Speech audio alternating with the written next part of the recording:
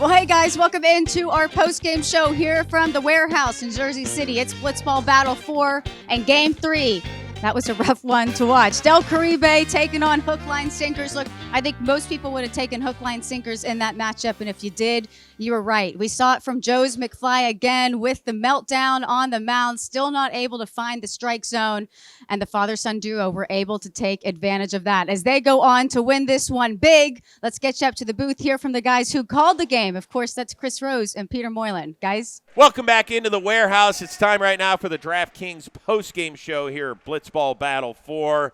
Hookline Sinkers, a 5-1 win over Del Caribe. We knew that Joez McFly was going to have to take the mound at some point, and that's where it all went wrong for them. I would be shocked if we see Joez McFly again until the next game. He needs to go somewhere and work on finding that strike zone. I have to throw some apologies down to the Sinker boys. Listen, fellas, I didn't pick you today. I picked you last year to win the whole thing. I was a little burnt by that. You showed me something today. You did pick these two because of their ability to pitch. And I think we saw that today. Yeah, there's not many of the 8 teams out there where you can turn to either pitcher and say, go get me a critical out. But with this one, with old man Dan and young kid Drew, who's got the really curly Q mustache, that's like about a 4 on a scale of 1 to 10 right Quarter now. Raleigh. Yeah. But they're feeling good because they got a 5-1 win. Both participants standing by with Kelsey Wingert. I know you two can't hear them up in the booth right now, but what they're talking about is how good it is for you guys. Obviously, to have 2 people on your team who are very comfortable pitching, obviously that's a huge advantage for you guys. But do you think that there's any other team in this warehouse who has 2 guys that can pitch as strongly as you both? The answer is no. Ditto. All right, we're going to get some longer answers there. Now, the strategy coming into this game, I know that you guys probably started to feel bad for Joez, but how much was that a part of the strategy to take advantage of him when he was on the mound? Yeah, actually, I think he kind of not surprised us, but he was doing really well at first. Because at first we were like, let's just take, but then he started throwing strikes and was all around the zone. So it kind of shifted to let's swing, but then it reverted back to just take. That's respect. I don't know if that answered the When question. did you say he was pitching well? Well, the first at bat he had a couple around the zone. It was in a radius. And Dan, for you guys, just a big win here. I know you were hopefully expecting to beat Del Caribe, but for you guys to go forward winning, obviously the incredible father-son connection you two have. How deep can you guys go in this I tournament? told you I want to win it all. I'm tired of being a runner-up, and that was a workmanlike first win. We were expected to win, and we did it, and we went up by 4. It's huge for the run differential. I only threw a few pitches. I probably could have threw some more, but like I said to Drew, it's a battle of attrition. It's 4 days. I don't need to be a star on day 1. We got the win. We're on to the next. Can you define attrition? Attrition? Yeah. Long and grueling and without food if you're talking about a war. Awesome. Thank you both so much. Congratulations on the win, father and son. Very proud of you both. Soak this one in, guys. First game's always tough because it's hard to kind of you get back into the shape of things, and but I was nervous because I couldn't find my little son Connor, so I was looking for him everywhere in the warehouse. I'm like, where's Connor? But I found him. So it's the first games are tough, but hopefully we learn from this and get better from it. It's good to get a win. You got to get out there, put a W on the board, not to rehash, but at the BB3, we had a tough game 1. So I didn't want that again. So I wanted to go out there and get a win. We were favored. I heard some of the guys in the crew were putting together odds, and I didn't like the odds that they had for us. They weren't big enough. And I took that as disrespect. I'm angry this tournament. It was frustrating because, like I said, I felt like I had good stuff. Last tournament, I'm over here throwing 38. And then I've been working on stuff, and, I threw I think the hardest I threw right now is 69. And I was peppering the zone and different things. It's just I didn't have a secondary pitch, an off-speed pitch. I didn't have it. So I just got to get it in the lab. In terms of Joez, like we told Kelsey earlier, I think we just started out we were let's take, and then he was around the zone with Dan's, and his first at bat, and he was swing the bat, and I was all right. We wanted the 5 spot, so Yeah. we wanted to obviously take because Joe's gets a little bit wild, but we also knew that this is our best chance to put up a crooked number, because they can get right back into the game with with one swing of the bat with Lou. He's one of the best hitters, so it was a balance of all right, let's take with it, but let's also be really aggressive at times too, and I think that worked out for us. With that 5-run inning, I felt really good with the adjustments that I made hitting wise. I know that the first inning didn't really show that against Dan, but I thought I was seeing him well. It's just that I was a little under it, but it's good. I got my hands right here, and I feel like I could get to the ball nice and quick. in opposite field. I felt good though. Yeah, he's my co-host on JM Live Tuesdays at 11 a.m. And I have a nice friendship with him, a bond, and I was happy for him. Listen, Joez comes out here every single tournament, gives it his best try, and he was around the plate. Like I was expecting him to be awful, but he was around the plate, lost it at the end. But yeah, he was a nice swing. I kind of laid it in there, and he hit it, and I was happy for him. You know, we put the bat on the ball. You know, a little slow ground balls, but they made the play. So, you know, if they don't make the plays, it's a different ball game. Yeah. So, yeah, they got a lot of chemistry going. Attaboy! Attaboy! Let's go! Attaboy! That's a run? Yeah! Fuck! That's perfect. Did it hit Kenny? Yeah, hit him in the nuts. If that hit him, that would have killed him. It did hit him.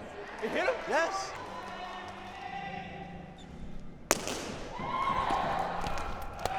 Yeah! Give me, I want the last one. Huh? I'll get Lou. Okay. This guy's a freaking vacuum. So you heard those post-game interviews. Obviously a disappointed team in Del Caribe. They really need Joez McFly to be able to step up on the mound. He is going to have to record those 2 outs each game, or he's going to have to figure out how to field a ground ball, which he's obviously struggled with every single tournament we've seen here in the warehouse. But as for Hookline Sinkers, you heard Dan say it. He is offended, like we said in the pregame show, that these people keep sleeping on them, that they do not believe in those 2 guys who, like we said, could be the best 1-2 punch when it comes to pitching in this entire tournament. So you heard it from them themselves. But before we close the book on Game 3, you guys, we want to tell you about our really good friends who are sponsoring Blitzball Battle 4 here, and that, of course, is DraftKings. DraftKings Sportsbook is here to help you get closer to the action. Whether you're a diehard basketball fan, a hockey fanatic, or looking to get ahead of golf season, DraftKings has got you covered. So get some skin in the game and download the DraftKings app right now. Use our promo code WAREHOUSE. WAREHOUSE. And if sports betting is not yet available in your state, you don't have to worry, because you can still join in on all the fun with DraftKings Daily Fantasy and have a shot to win some cash prizes. So download the DraftKings Sportsbook app now. Use that promo code WAREHOUSE. And when you do, again, that is promo code WAREHOUSE only at DraftKings Sportsbook. The crown is yours. Alrighty, Game 4 is coming up. 2 teams that have a lot of fire in them. Love Yas and, of course, K-Mac and McFlurry Power. Let's get you down on the court and hear from Paxton Elrod. Pax, take it away. Thanks, Kelsey. It's Game 4, the last game of Day 1, and I am excited about this one. We've got Love Yas and we've got McFlurry Power, so you know what that means. We've got a lot of sass, a lot of energy, and a lot of clapback moments already in the pregame interviews. I got to talk to both teams, and they are fired up about this matchup. All right, I'm here with Love Yas, as you can awkwardly see. I think they thought we were in a boxing match, but we're not. They're about to play McFlurry Power. Guys, hey, Love Yas. Love Yas. I'll start with you, and just try not to punch me. What's your strategy going into this matchup with McFlurry Power? Because we saw you guys be an absolutely dominant team in the regular season in Blitzball Blitz, but you choked in playoffs. So how are you going to avoid that? You say choke? Choke. That wasn't a choke. Things just didn't go our way. But today, things are always going to go our way. We're going to show up. We're going to show out. I'm going to sit down K-Mac. I'm going to sit down Gavin. Nah, that's not Gavin. That's his brother. Kollin. He doesn't even know his name. That felt personal. Kollin, we haven't seen you in a while. How you doing? What have you been working on? Doing great. Been playing some Blitzball. Working on the craft. Definitely getting better. Have you been working on the Moylan way of pitching? He claims that you have been. I've kind of taken Moylan as a mentor, and I've been watching some old tape. Try to emulate him a little bit. What are we going to see from you out there? Are we going to see you on the mound at all? Maybe. I mean, it depends on the game. We got a 1A, 1B situation. You know, we're just here fighting the fight of our lives, ready to go. Give some love, give some hate all at once. Bam, bam. Thank you, ma'am. Catch a W. Peace. Nicky apparently hates you from what we have found out, and he wanted you to know that he actually took a shit in this bathroom right before you walked in. What do you have to say to that? Well, his shits kind of smells like flowers, which is kind of concerning for a guy that claims to be a man. It was a little flowery. I know girls that shit smells worse than that, so. Nicky, do you hate K-Mac? Because I've heard rumors that there is some hatred there. From who? K-Mac. I honestly loved K-Mac. But now I hate him.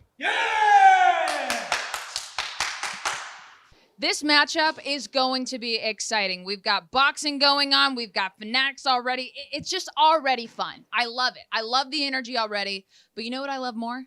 Jolly Olive from the Olive Pit. Let's throw it to him and hear what he has to say about this matchup. It's the final matchup of day one, game 4 of Blitzball Battle 4. It's Lovias versus McFlurry Power. And Lovias got to be coming in with a little bit of a chip on their shoulder. They were the number 1 seed going into Blitzball Blitz playoffs, but got knocked out by my Hookline Sinkers. So they have something to prove today, but they are known as a great regular season team, a team with some pretty good numbers against McFlurry Power in the past. These two teams last played in the first round of Blitzball Battle 2 playoffs, and Nicky and Dalton hit McFlurry Power pretty well, combining to go 6 for 13 with a double, a homer, and 4 walks to 4 strikeouts, so they're going to be a threat at the plate, and pitching has always kind of been a problem for Kollin Stone and K-Mac on McFlurry Power. In the last tournament, they combined for 2 innings pitched, 7 runs allowed, and a strike rate of just 40%. So they haven't found the zone that well. They've been walking a lot of batters,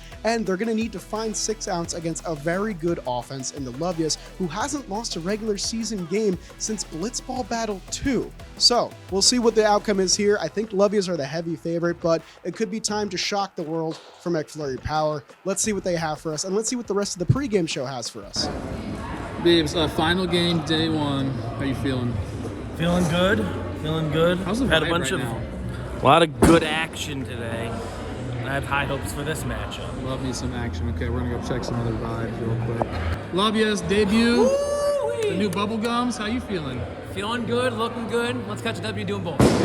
Okay. The famed Justin Pennick is here, the greatest umpire the sport has ever known. And then there's Kyle.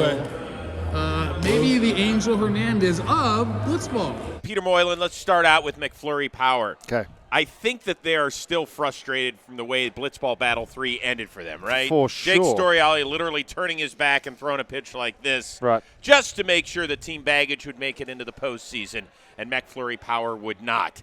Does that drive this team? That definitely drives this team. They want revenge for sure. But I'd like to throw something back at you. You said that the reason why Sinkers are going to be competitive is because they've got 2 guys that can pitch. What do you think about McFlurry Power? They've also got 2 guys that can pitch. Oh, I definitely think that's they're one of the sneaky hot teams, in my opinion, because of that. I think that K-Mac, with all the shenanigans, and God knows what he's going to look like on the mound out there today, where he stands there like he's an ostrich for like 12 minutes before he delivers a pitch and all that sort of stuff.